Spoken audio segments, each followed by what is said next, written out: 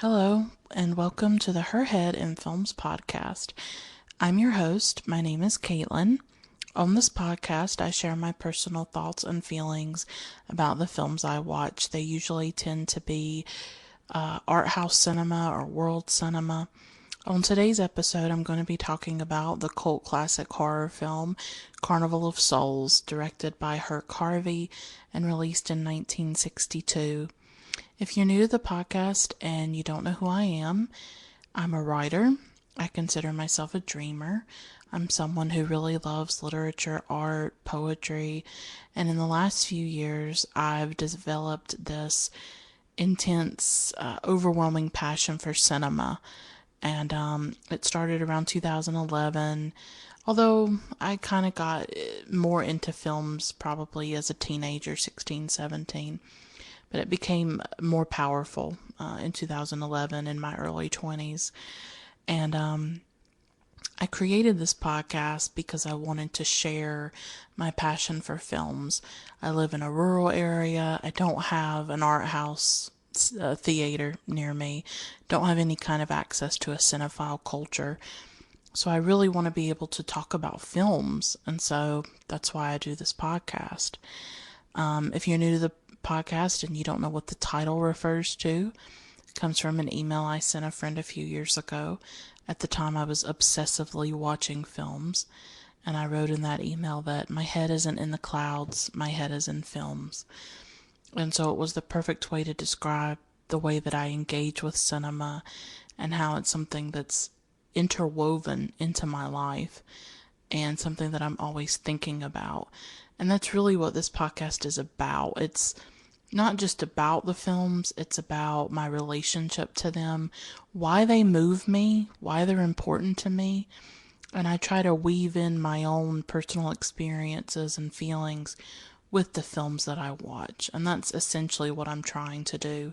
Because for me, film is life-saving and it's life-affirming and it's not an intellectual exercise. I don't have any kind of degree in film studies or any experience with academia. I'm very much self-taught, and I'm really learning about cinema through the great films that I watch. And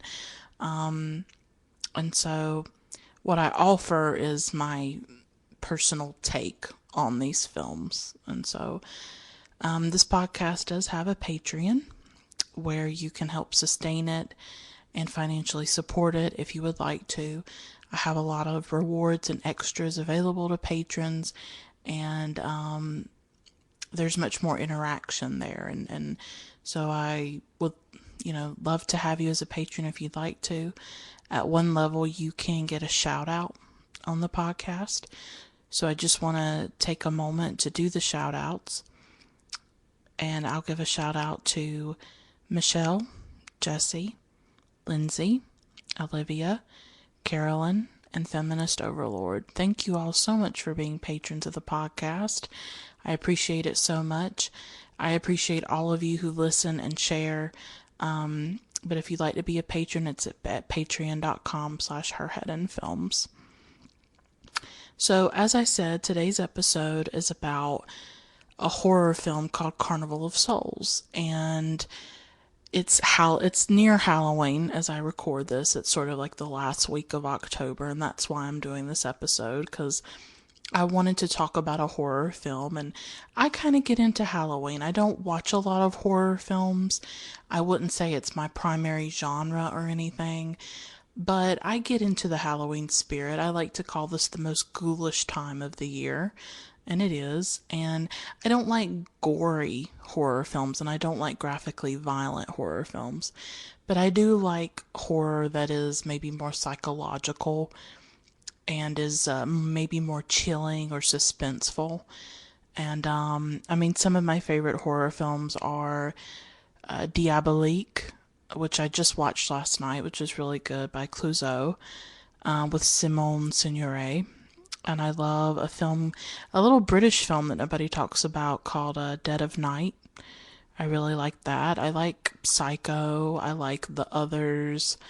I like The Haunting from, I think, 1963, which is based on Shirley Jackson's book, The Haunting of Hill House, which is one of my favorite books of all time. I'm a huge fan of Shirley Jackson. To go with the Halloween theme this week, I'm also reading her book Dark Tales, which is just a collection of some of her like creepy, spooky, haunting short stories. And it's really wonderful. And it's really gotten me sort of, sorry, it's really gotten me into this horror mood, you know? So when I got to thinking about films that I wanted to really talk about and go deeply into, Carnival of Souls was the one that I immediately thought of. I watched it for the first time in 2016, so around Halloween of last year in 2016. And it has stayed with me ever since, and I didn't expect it. I had heard of the film, I had seen maybe some stills of it or some photographs of it, but I did not expect this film to stay with me the way that it has. And so that's what this episode is going to be about, is why in particular does this one have such an impact on me? So as I said, it was directed by Herk Harvey, released in 1962. I think a few of the things that make this film so unique, first of all, is the location. It was filmed in Kansas and in Utah, and that's sort of, I don't know, I would say it's an unlikely location. This is really a film set in like middle America, in rural America, and in the everyday world of everyday people. And it's specifically set in this pavilion in Salt Lake City. It's in a place called Saltair Pavilion, I guess, in Salt Lake City. And it's this sort of abandoned, dilapidated pavilion. And that's what it really inspired Herk Harvey to make the film, is that he saw that pavilion and he thought that it would be perfect for a film. And really, Harvey never made another feature film. He worked in industrial film. He made like he just worked in industrial film. He wasn't sort of like a mainstream Hollywood director or anything. This was a low budget independent film. But even with that, he's able to create this mood, this atmosphere. The music is part of it. The main character, Mary Henry, is an organist for a church. So there's organ music throughout the film, and I actually have the soundtrack. And it's this very eerie, spooky soundtrack. There's a surreal quality about the film. You're never sure what's dream and what's reality and what's real and what's not. The main character, Mary Henry, is a very intriguing, fascinating character, which I'll go deeply into. There's this amazing, gorgeous black and white cinematography that incorporates eerie shadows and reflections. And so there's so much to this film. And when it was released in 1962, first of all, 10 minutes were shaved from it. It was much shorter. The version that a lot of people saw, like in drive-in theaters, did not include like 10 minutes, which is sort of the part where at the end, well, I will say this, there will be spoilers. I'm going to talk about everything about this film, including the ending. And so do not listen past this point if you don't want to know what happens in the film. But at the end, when there's the zombies that are dancing in the pavilion, some of that was actually cut. So what audiences saw in 1962 was a bit different from what we see now with those 10 minutes added.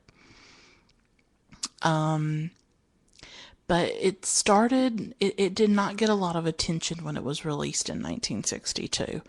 It was sort of forgotten, honestly. It didn't make a big impact or anything at the time. Although many say that George Romero did see it when he made his Night of the Living Dead in 1968, that he had probably seen Carnival of Souls and was influenced by it. The way that it became a cult classic was partly through it being shown late at night on television. So a lot of people would see Carnival of Souls on television at night. And I guess people just started to become very enamored with it. And that really intrigued me. I watched like an interview that Herk Harvey did, I think for Kansas State Television. And it's on YouTube. It's just this interview that he did with the writer of the film, John Clifford. And I'll talk a bit more about Clifford in a moment. But, God, where was I going with that? I just lost my thought.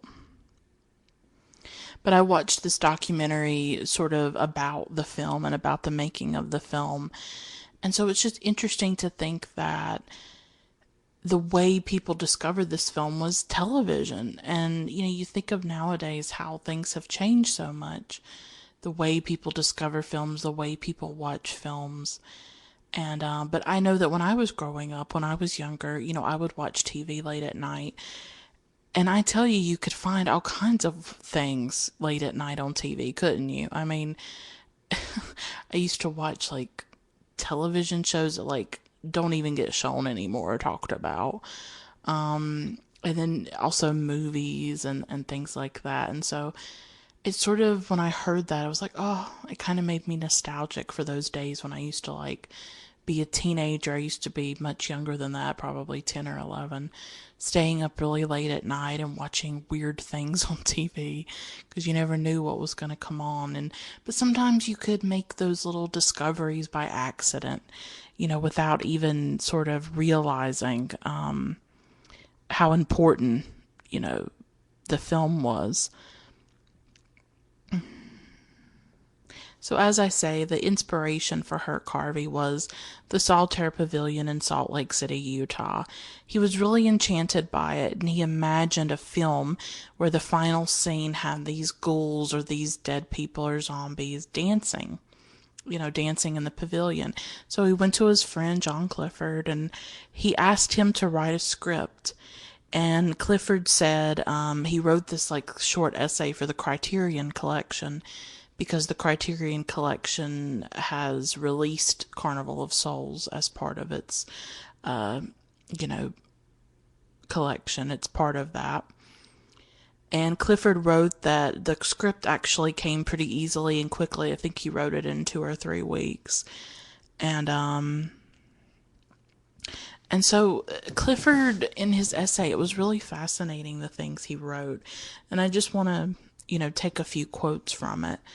And he said, quote, "While thinking about a character in a story, I was also trying to think of locations that would put atmosphere on the screen at little expense. And one of the places I thought about was the Reuter Organ Company here in Lawrence, Kansas. Reuter, or Reuter, I'm not sure, might be Reuter, builds church pipe organs, and I had seen the room where they assemble test these exposed pipes," unquote. So it's interesting to see that he's really taking inspiration for the script from his own everyday life. That he saw these organs, he had heard the music, and so that's why Mary Henry is made into an organist. And he also writes, and because this was a low budget film and because it was an independent film, that influenced the script as well. Clifford writes, quote, "From the writer's angle, I was freed by the fact that I had no need to worry about Hollywood formats. I didn't have to conform in any way. I knew who the producer and director would be and that he would be open to whatever I proposed. It is, for instance, one of the few films from that period, or even today, that has no love story or romance, even as a subplot," unquote. And I had not really thought of that until I read Clifford. And that is true, that this film does not really have romance or love. And usually when you have a film about a female character as the central character, that can tie into it a lot. And so actually, if you think about it, that's really a refreshing part of this film, that it's not about Mary finding a man she has some interaction with a man that I'll talk about as well. But it's not the primary concern of the film. Another thing for him, Clifford writes that he thinks that part of the reason that the film sort of lingers for people, in his opinion, is, quote, I decided early on to give the heroine no real sympathy or understanding from any other character. For the viewer, there is no relief from her dilemma, no catharsis, except what viewers create for themselves. I believe that is one reason the film tends to linger in the mind, unquote. And I think Mary is central to the power of this film, and her character is an interesting one. And I will talk about that in depth as well. And he said, and this is something that I really love as well. He said, quote, all I know is that the movie was created, directed, filmed, and edited by people who loved the idea of making a picture, not to exploit anything or fit into any special niche, but just to make the best film they could with the limited resources available to them, unquote.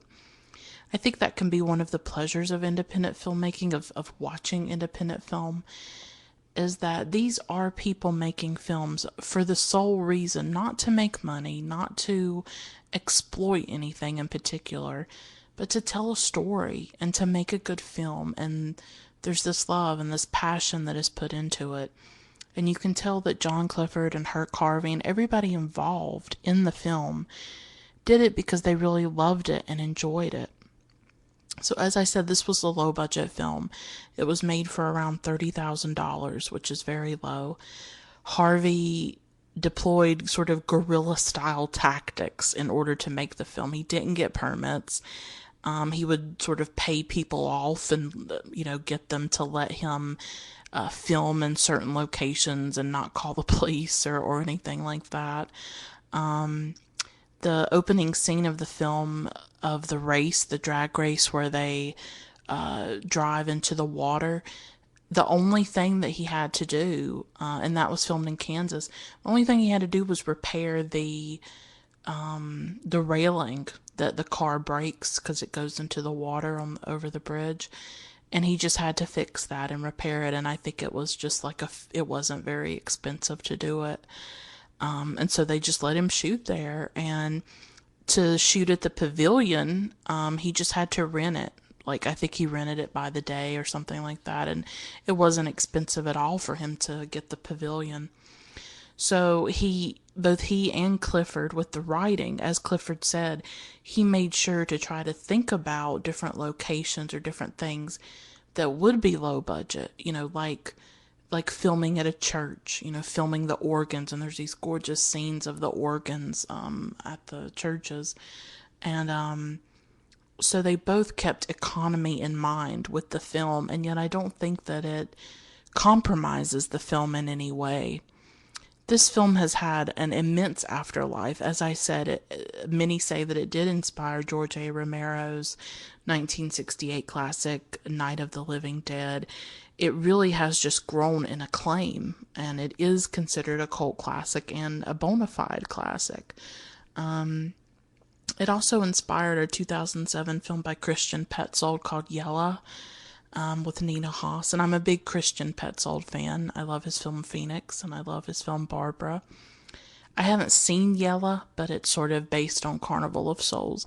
And I also believe there was a remake made of the film in the late 90s, though who cares? The original is always the best.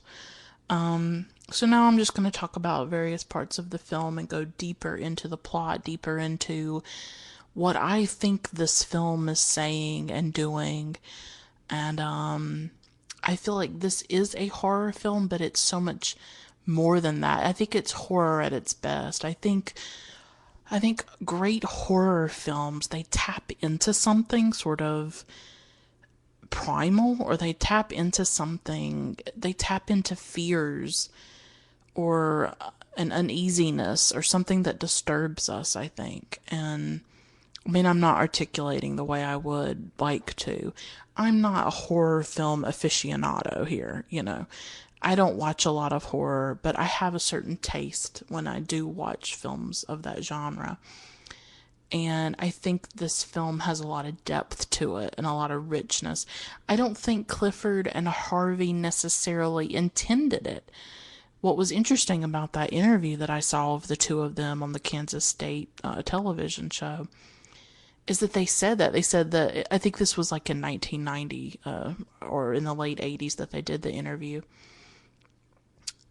because Harvey died in the late 90s.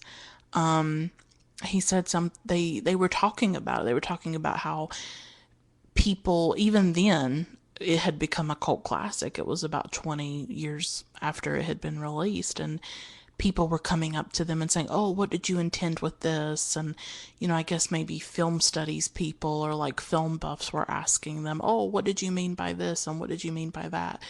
And they said that they didn't necessarily consciously have those things in mind, that it's sort of, I guess, what the audience brings to it. And so I think that's really interesting that they made this amazing film, but not everything about it was necessarily planned or intended. They were thinking about the budget and they were thinking about how to tell a good story. But like I say, there is a lot of depth there. So, on to the film itself. Mary Henry is a young woman, played by an actress named Candace Hilligoss. And Mary Henry is with two other girls in a car and they're drag racing. The car goes over the side of a bridge and it goes into the water. We see Mary emerge from that water. She's muddy, she's shocked, she's shaken, and she is apparently the only survivor of the crash. So she's undergone this profound trauma of the crash, and she has emerged as the sole survivor. So she works as a church organist. Apparently, I guess she lives in Kansas, and she decides for whatever reason that she's going to move to Utah. I would think maybe some of this is spurred by the trauma of the crash, that she wants to get away from the scene of the crash, away from the memories of what happened. And I think she believes that if she can start a new life in another state, that she can maybe outrun the what happened and maybe escape it in some way. Everyone in her life thinks she's acting very oddly. She's not showing enough emotion, although she could be in a lot of shock, and that could be the way that she's processing this trauma. But she is haunted by what happened. She drives over the bridge where the accident happened. She really, as I say, seems to be leaving the town in order to escape the memory. But it's interesting because one of the people says she's not there. He's just talking to this other man. And he says if she has a problem, it will follow her no matter where she goes. So he's basically saying that she can't escape this trauma, but obviously she thinks she can.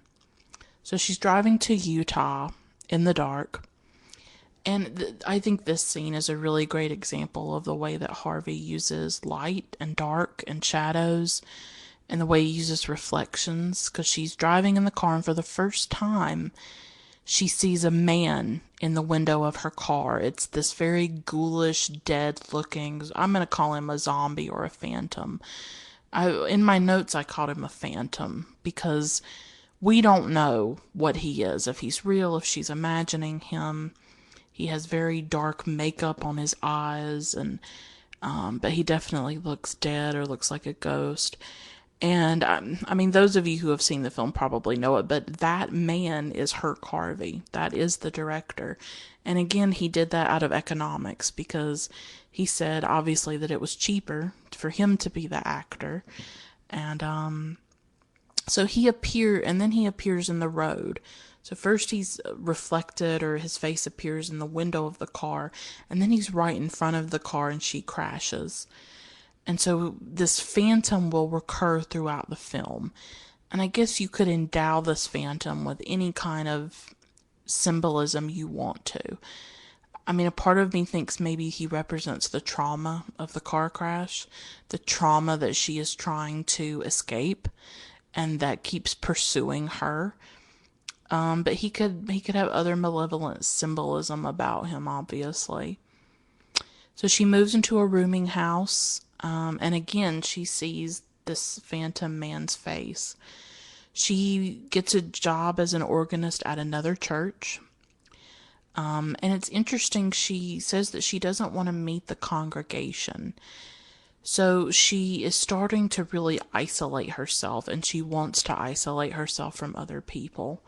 And this will be also, I think, a recurring part of the film is Mary's relationship to the world, Mary's relationship to other people, and her disconnection from them. And that's also another reason why I find her so fascinating and why this film, for me, it resonates with me. And I'll talk about all that much deeper when I talk about certain scenes. And by this time, the word soul has started to recur. It started first in Kansas, right after the car crash when she was playing the organ at the old church. And the minister there told her that she needed to play with more soul. And then it shows up when she's in Utah playing at the new church. And the minister is hearing her rehearse, and he says that her music stirs the soul. So we start to get this focus on the soul. This is also when we discover the pavilion. Mary is really captivated by this old abandoned and dilapidated pavilion in Salt Lake City, the one that inspired Herk Harvey, Saltaire Pavilion. And it used to hold dances, she's told, and then it used to be this massive dance hall, and then it was turned into a carnival spot. But it's been abandoned since then, and she is very drawn to it. And so at the rooming house, there's only one other tenant, and that his name is John Linden. Mr. Linden is what they call him. And to me, he came off really creepy. She's taking a bath, and he shows up at her door, and she goes to the door thinking that it's the woman who runs the rooming house, but it's him. And so she's very shocked, and she is just in her towel, and she goes to put her robe on, and he is like standing at the door watching her do this. And he's very pushy, he's very aggressive, I would say, in some ways. And it sort of reminded me of the vulnerability of a woman being on her own and being alone. And I think Mary is vulnerable in that way. And her relationship with Mr. Linden is one that I'll talk about more. And as I say, he came off really creepy to me, personally. And this phantom keeps recurring as well. The phantom is always sort of there, frightening her. And a really important scene happens where she goes shopping at a department store. She's shopping for like a dress, probably for her job, where she plays the organ at the church, where you probably have to dress, somewhat, formally. And all of a sudden, and I think this is one of the things that makes the film so unique and why it is really important to me personally, this scene in particular. This is really a crucial scene for me and why this film stuck and got into my system.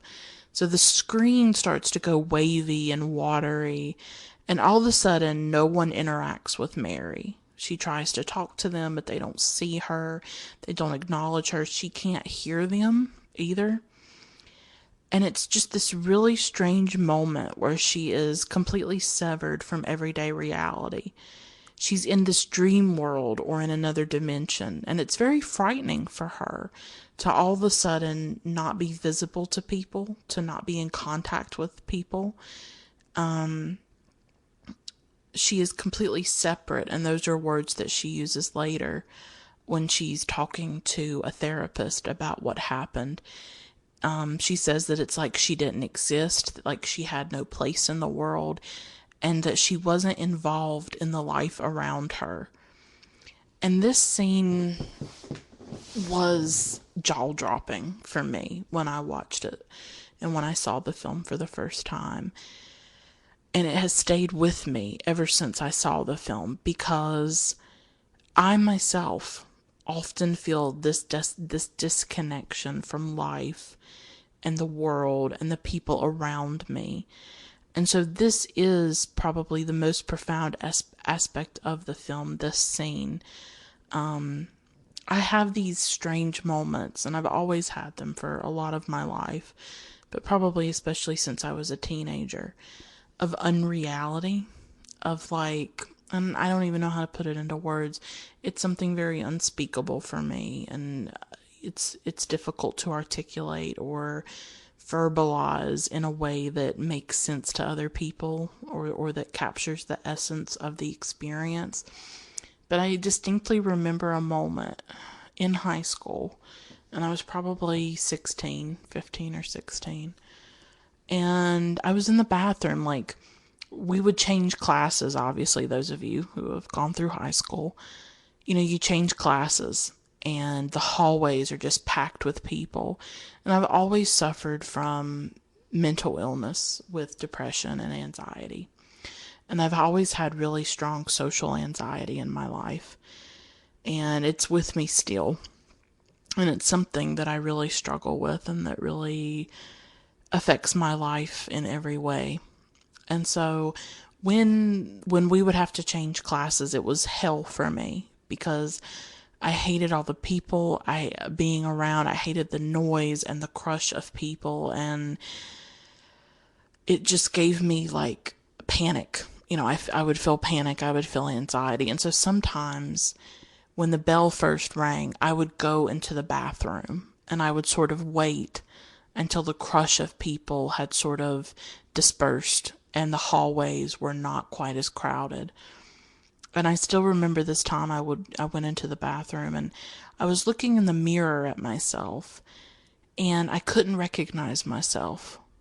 I was looking at me, at my face, but I didn't recognize it as me or as my own. And I would call that a moment of unreality where I could not connect with my body or what I looked like. And I was reminded that I am this physical being that other people see, and yet what they see does not represent who I am. That I am this, there is this other me, this other part of me. I guess you could call it my essence or my soul, right? Even though I'm not religious. And neither is Mary, by the way. She plays an organ at a church, but she's not religious and she just does it for money. There is this essence or soul of me that really has no physical form or cannot be represented by the physical. But nobody can see it. It's hidden, or I guess it comes out in my words and what I say or what I write, or in the art that I create, the writing that I create. And I just kept staring at myself in the mirror. And I was like, who is that? I don't know who that is. Like, that's my face, but that's not me. And I don't know how else to say it, but I didn't recognize myself. I didn't connect to my physical being, and I've always had issues with embodiment. I've always felt disembodied in a way. I've always felt disconnected from my body.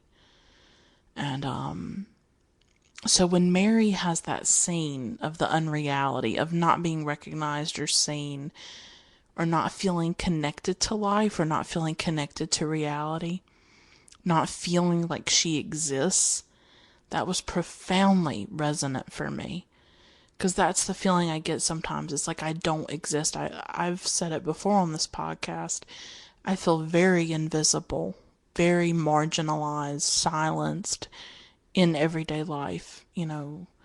Nobody cares what I have to say. Nobody cares about me. I don't matter to a lot of people. I have my mom, and that's about it. But I'm very invisible. People don't see me. Or if they do see me, they don't necessarily treat me very well. I'm not particularly pretty or attractive in any way. And as you know, as women, so much of how we're treated in the world or how we're valued is based on our looks. So this scene was just amazing to me when I saw it the first time. I felt like it was representing my own experience of unreality in a way, even though it's very specific to the story. But her unreality is finally broken when she goes to this water fountain. Well, first she sort of goes to this tree, I think, and hears like a bird twittering. And then she goes to a water fountain and she runs into a man that she thinks is the Phantom. But then she meets this other man who's a therapist and goes to his office, and she's talking about the Phantom that she's been seeing. And the therapist tells her that it's basically a figment of her imagination. And she talks a bit about how she doesn't feel capable of being close to other people. And she thinks that if this Phantom is in her imagination, then she can make it stop by going to the pavilion. And she, again, is obsessed with this pavilion for some reason. And it attracts her. But I thought it was interesting, that line about her feeling incapable of being close to other people. That is a theme that goes throughout the film for her, is that she, and again, I relate to this, she feels disconnected, she feels separate, she feels outside of society, outside of the world. And I've always felt that way. I've never felt like I fit in, never felt like there was a place where I belonged. And so that was something that especially resonated for me, is her feeling of separateness.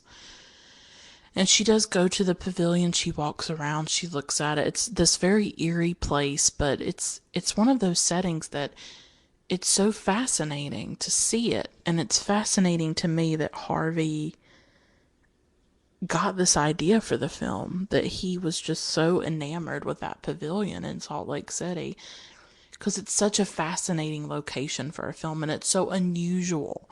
And I wonder if that's also part of why this film has developed a cult following, is it's so unique in that regard.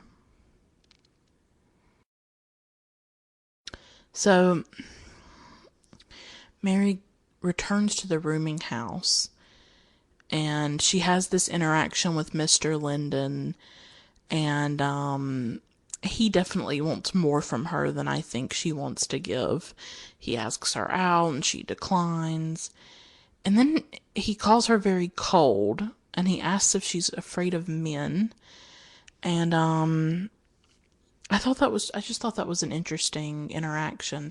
I think it fits back to what Clifford was saying, how this film does not have a romance as a subplot, and how unusual that is. That so many films, when they centralize women, revolve around a love interest. They revolve around a woman falling in love, a woman being with a man. And this film, and maybe it's also why I love it so much, does not have that.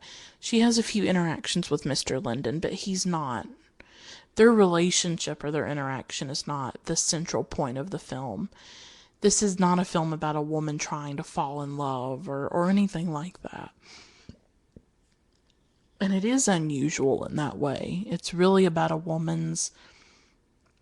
I think it's about a woman's trauma, and I'll talk more about that. And I guess in a way I'm trying to make a case for this film being about trauma in some way, or unresolved trauma. It's about psychological disintegration in a way, I think. It's about a woman who feels very unreal and separate from other people, and she feels alienated. There's a deep loneliness and alienation in this film that is the bedrock of it for me, and that really taps into sort of my own emotions personally. And so, yeah, I mean, I guess if a woman's not pursuing a man or is not obsessed with men, she is seen as cold, isn't she? Or she's seen as afraid of men or hating men. And Mary's just sort of neutral. In a way, I think she uses Mr. Linden at times. Like, she eventually says, yeah, I'm going to go rehearse at the church. I'm going to rehearse on the organ. You can meet me after if you want. And she really does that more because she doesn't want to be out at night alone. So she's really just using him in that way for that. And when she's rehearsing the organ at that church, there's this amazing scene where she's playing the organ at the church that night. And she starts to become overcome by the music. She's almost possessed by it as she plays. And then we see the Phantom Man, and we see all the other phantoms and ghosts at the pavilion dancing. And it's really sort of a foreshadowing of the ending. They have these dark lips, and they definitely are dead, and they look like zombies. And again, you have to remind yourself, this is before the zombie films. This is before Night of the Living Dead. So this film really predates a lot of that stuff and is pretty important because of that. And it's just this amazing scene where you see the zombies dancing at the pavilion, and the minister comes over to her and he's horrified by what she's playing. I guess he thought it was demonic in some way, and he accuses her of having no soul, and he says that he has to let her go. And so she really loses her job. And so after that, she meets up with Mr. Linden, and they go out to a bar and they drink. And the scene that comes, he is very persistent and aggressive. And again, this film shows women's vulnerability when they're traveling alone, when they're living alone, when they're just trying to live their lives on their own. How women are often vulnerable and exposed to male violence. Not that Mr. Linden is violent, but to male aggression, to male attention that is unwanted often. And Mr. Linden for me sort of represents this kind of male aggression towards women. And I'm not going to say the film is feminist, but I think that's an interesting part of it, is that first of all, it never sexualizes Mary.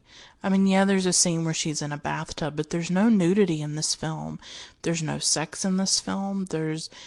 I would say that Mary is actually a pretty multi-dimensional, well-rounded, well-shaped character, honestly, who is not defined by her sexuality.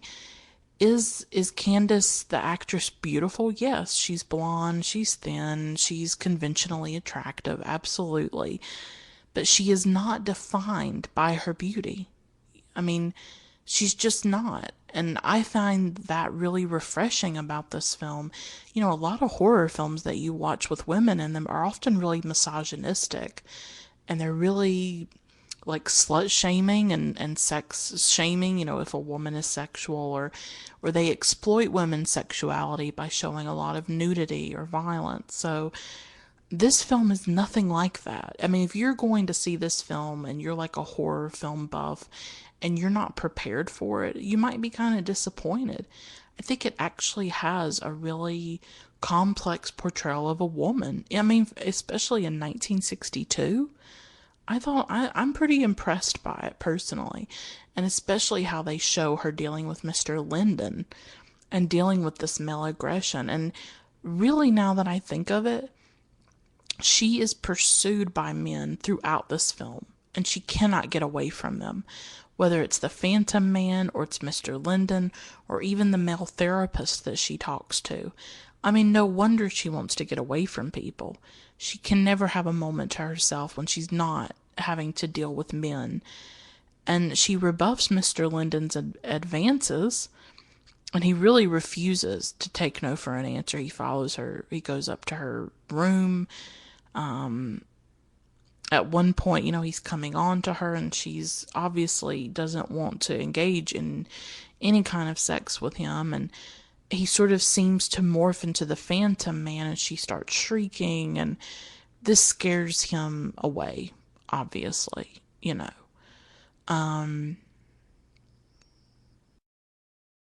So I felt like some of this film was really about a woman being pursued by men, by aggressive men, by frightening men at times, and how they will not leave her alone.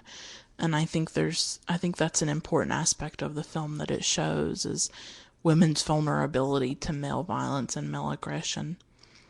And I've really just been thinking about what this film means. I mean, I'm going to jump to the ending. I mean, we know that when the car is dredged from the lake, from the lake in Kansas, back in Kansas, the car that Mary Henry was in and that went off the bridge into the water. In the final scene, it's dredged up and we see her in it. We see Mary in the car. We see that she is not alive. She did not survive the crash. She did not emerge, from that crash. She died with the other women, with the two other women. All three of them died. So in my mind, when I was watching this the second time, because I watched it for the first time in 2016 and I didn't know what was coming, I kind of had a feeling it was maybe going that way, but I didn't know for sure. So when I'm rewatching it this time, this year, the whole time I'm racking my brain, like, what does this mean? What does the phantom mean? Does the phantom represent death? Is this a commentary perhaps on the afterlife? Is she terrified of the phantom man because she can't accept that she is dead and she doesn't want to transition or cross over into death? Is that a possible interpretation? And I don't have an answer, and my interpretations could be way off and could just not be, anywhere near. I mean, maybe that's like the strength of the film, is the ambiguity, obviously, that there may be as many theories and interpretations as people who watch the film, but when you see it in the light of, oh, she's dead the whole time, then what does this mean? I got to thinking about the Phantom Man. Is he a manifestation of the trauma that she went through? Does he symbolize it? Is he a product of the traumatic car accident that she can't cope with or confront? She's often described as soulless, unemotional, unfeeling. Is that how she survives? As I said earlier, this phantom is constantly pursuing her. Is it the trauma? The way that she's haunted by it? There's so many things. Like, I don't know, like this phantom just keeps reappearing. So I just wanted to put a few of those theories out. Like, I myself don't know. I wouldn't give a definitive answer. I wouldn't say, well, this is absolutely what I think. I don't know. I'm just proposing possibilities. But she leaves the rooming house and she has her car worked on. Like, she leaves the rooming house for good. She takes her suitcase and then she goes to a body shop where she gets her car worked on.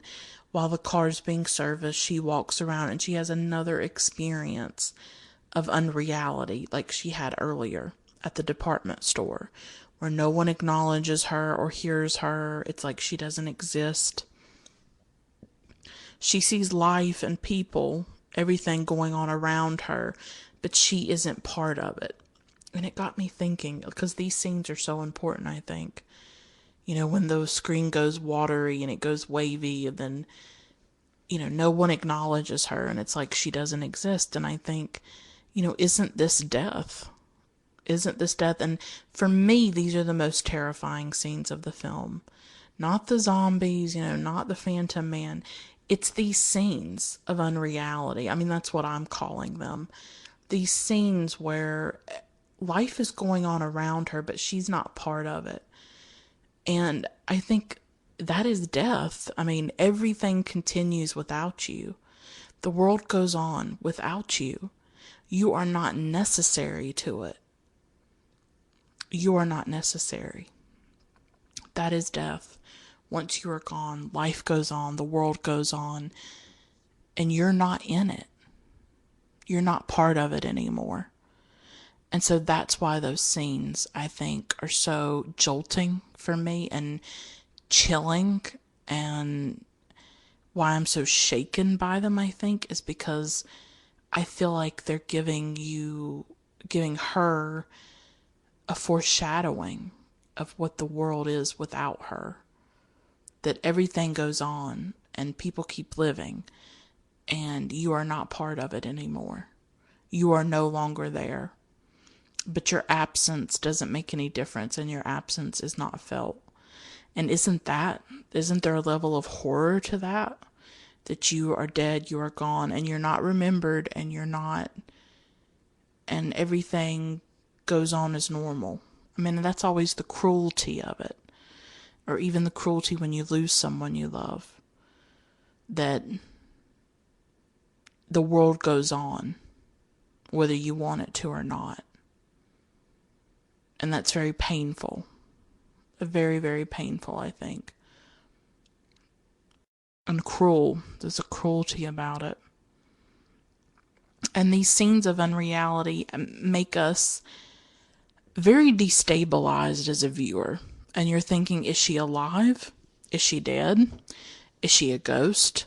Is she the living dead, like a zombie? Is she in hell? Is she in purgatory? Like, is she in some kind of liminal space between life and death? Is she dreaming? Is she insane? Is she dreaming all of this or imagining all of it? Is it a figment of her imagination? All of it is ambiguous. So I feel like this film is really operating on multiple levels at once.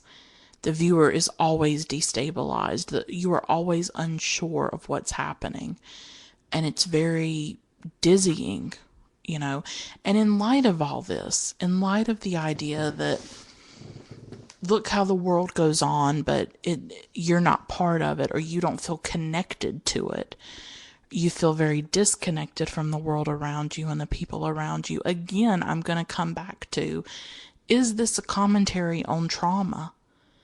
How after trauma, we are forever changed, just as Mary is changed by the car accident, and we feel like we're inhabiting a life, a world that we do not belong in, that we cannot make contact with or feel connected to. Think of Mary's coldness, think of her lack of soul, in quotation marks, or emotion, the distance and disconnection from other people. Perhaps this is why it also resonates with me, that I feel like Mary.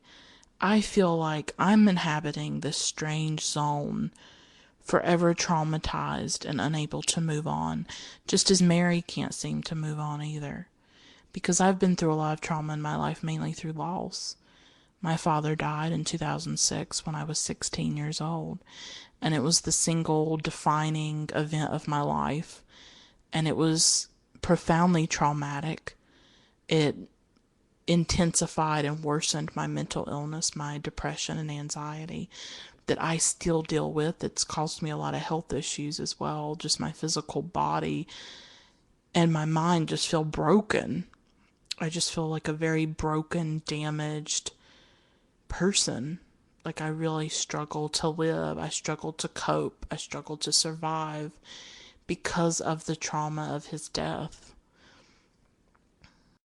And and other people that I've lost and other experiences I've gone through and just various different things. But that in particular, is a huge trauma in my life. And so I feel like Mary. I feel like I'm living in this world that is strange and is unknowable and is separate from me, that I'm always separate from other people, and that I can't connect with anybody or anything, that I'm not part of the human race, I guess, or of humanity at all. Like I feel so distant from it, and I feel like I'm on the outside looking in. Because in a way, that's these scenes of unreality, that's what she's doing. It's almost like there's this plate glass window and she's looking through it, and no one can hear her and no one can see her, and she can't interact with people, and there's just this complete separation and this severing of her from other people and from life. She feels separated from life. And so I would say I think the film is saying something about trauma too. Is that when you go through it, you're forever changed. You're never the same again. And you often just feel so disconnected from other people and from your life. Like you don't know how to live again. And if you think about it, Mary doesn't know how to either. She just doesn't know. She doesn't know what to do. and she's constantly haunted by this phantom man. Just like when you go through a trauma or you go through just something really terrible, it often haunts you. What happened? And it can appear out of the blue. It can be triggered by anything. And it's there right in front of you, just like the phantom man is always there and he appears. And so when I think about it more, I really think the film is saying something about trauma. I could be totally off. Nobody else may see that part of the film, but I see it for me, and that's why it resonates with me, and I think that's why it lingers for me, and why it goes much farther than your average horror film, because it's saying something about pain and brokenness and how we experience the world, how we inhabit the world and inhabit life and our reality, and how certain experiences can completely destabilize our sense of reality and our sense of ourselves, and how things can come along that can completely shatter that. And what do we do with it? What do we do in the aftermath of that?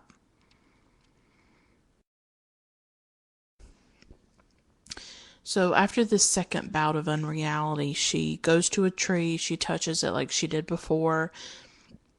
She hears a bird singing, and that sort of breaks the spell of this unreality. Again, she goes back to the therapist, or she thinks it's him, and she says, I don't belong in the world, that's what it is. Something separates me from other people. And again, this goes back to what I'm trying to say, is that why Mary Henry is such a brilliant, fascinating character for me is her knowledge and her consciousness of her own separateness and how she doesn't fit into the world. And I really feel that is the core of the film for me, and part of my personal reaction to it. She is right there. I don't belong in the world. Something separates me from other people. And that's what she says. And part of the film, she doesn't know what's real either. And we as viewers don't know what's real. Is this psychological disintegration? Is she undergoing a breakdown?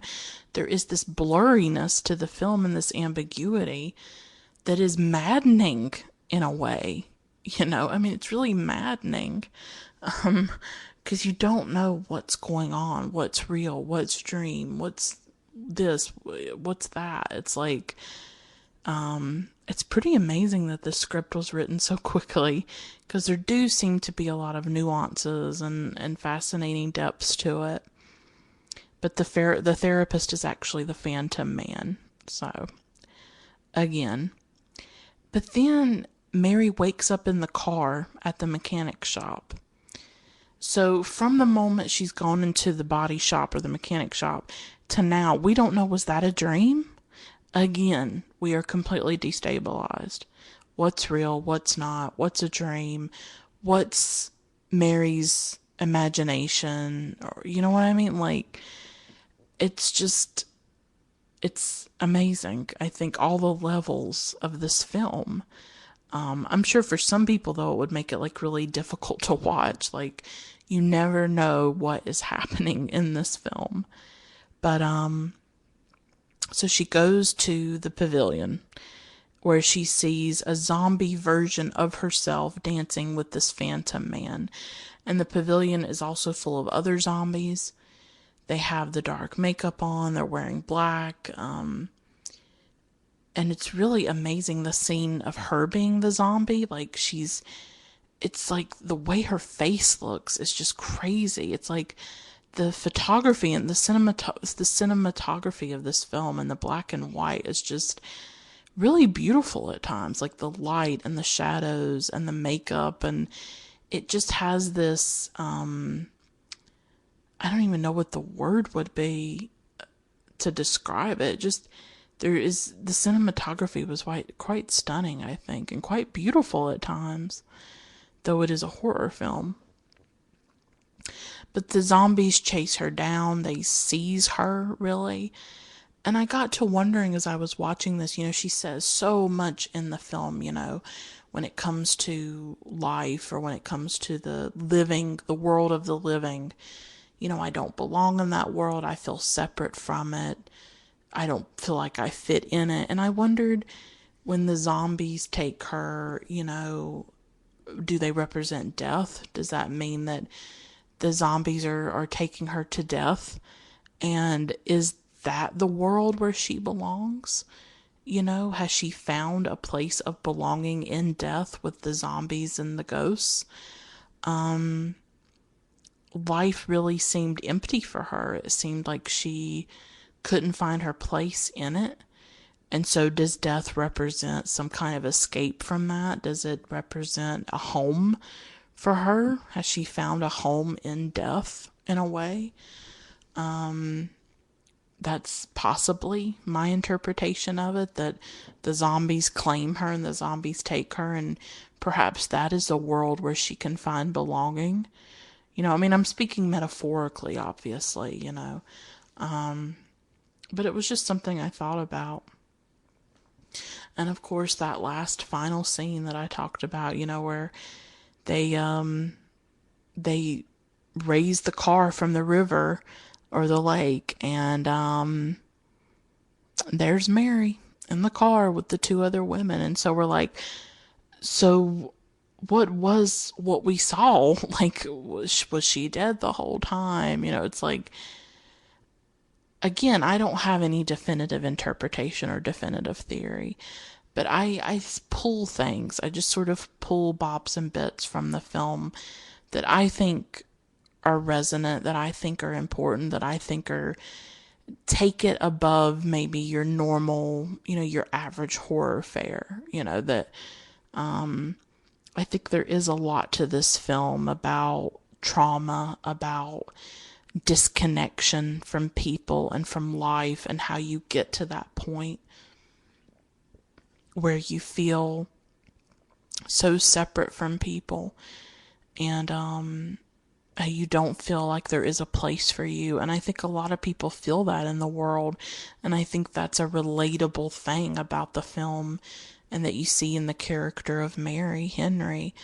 You see her interaction with men and how predatory men can be, and how often she is trying to escape men and run from them, and yet she is always sort of pursued by them at the same time. And there's a level of horror about that that is very much a part of a lot of women's lives, of just constantly having to deal with men and constantly being vulnerable to their aggression and their advances, that I think the film critiques and exposes, obviously. And so there's that. And the surrealism of the film is fascinating, and the atmosphere, the mood, the cinematography, the location, it's just, there's so much to this film, isn't there? And Mary is, I think, a really fascinating character, and a well-rounded, complex, interesting character, female character. And also the aspect of the film that I think is so interesting to a lot of people is never knowing what's happening, never knowing what's real, what's not real, what's dream, what's reality, what's part of the imagination. It operates on so many levels all at once. And so it's this amazing ride that you go on when you're watching this film. And you may not understand every part of it, and there may be holes, in the plot or something. There may be things that maybe don't make sense or come together. And I know some people have said the acting is kind of stilted or kind of hokey, or I guess it is to some extent. I thought Candace did a really great job. I thought she was authentic and believable for the most part. I know sometimes she makes these crazy faces, when she's scared and things like that. So maybe there's an element of campiness or camp to the film, but it doesn't bother me. I still think the acting performances are pretty naturalistic and pretty believable, honestly. I mean, for a low budget film made for $30,000, I think they did a lot with what they had, and I think they were really ingenious in the way that they put the plot together and the locations that they used and the way that they told the story, and they told it in a really just fascinating, interesting, innovative way, and it has gone on to influence a lot of people, I think, and it's become a cult classic for a reason. And so I think there's a lot there, and I think that a lot of people watch it and take different things from it. I'm maybe approaching it in a way from a feminist perspective of Mary Henry as a character, and what does the film say about trauma, and what does it say about the relations between men and women sometimes. I mean, that's not the whole film, that's not the whole aspect of it, but it's a part of it. And her alienation and her loneliness. We don't always see female characters like that who show that loneliness and alienation and that disconnection. We don't always get women characters who represent that or who express that. And I think Mary Henry does. And I mean, whatever you think about the film, you obviously have your own interpretation or your own connections to it. But I'm just trying to explain mine. And I'm trying to work through, well, why did this film stay with me so much? And I think it is the focus on trauma. I think it is Mary as a character and what she has to say about alienation and disconnection from the world, especially, and her separateness from people. And that is really important to me, and that sense of unreality that she goes through a couple of times in the film, that really stays with me, and always will, always. And so, yeah, I think I've said everything I possibly can about this film. I love it. Definitely recommend it. Halloween would not be complete, I don't think, for me if I don't watch Carnival of Souls. So, watching it a second time this year, I enjoyed it just as much as the first time last year, in 2016 when I first saw it. So, I'm really glad I got to do an episode about it. I hope that I was informative. I hope that you took something from this episode, and that you just think about it in a different way or think about your own connection to it. It's a great film, and it definitely deserves to be remembered. So I'll stop here. Thanks so much for listening. Until next time, keep watching great films. Bye for now.